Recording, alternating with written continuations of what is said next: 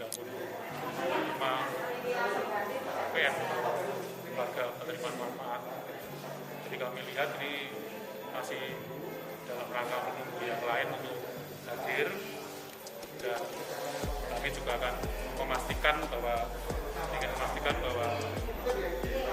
hadir itu benar-benar penerimanya berjalan dengan lancar, dan juga yang penting adalah juga dalam rangka untuk menjaga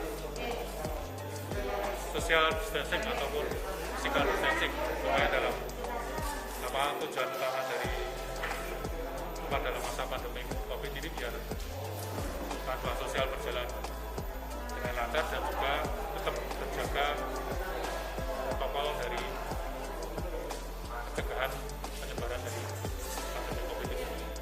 Penerimaan di Kabupaten Boyolali secara keseluruhan untuk BST, istilahnya kalau betul bantuan sosial tunai dari Kemensos itu adalah 47.955. Jadi secara keseluruhan ini dimulai tahap pertama ini dicairkan kemarin di Boyolali ya, Boyolali.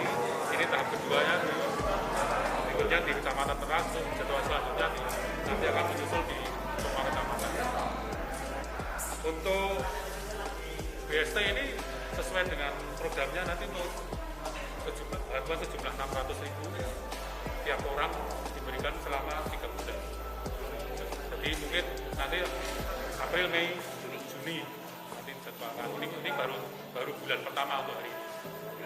Ya harapannya masyarakat bisa terbantu sesuai dengan kondisi sekarang, bahwa dari si ekonomi kan rata-rata ini juga hampir semua berhenti.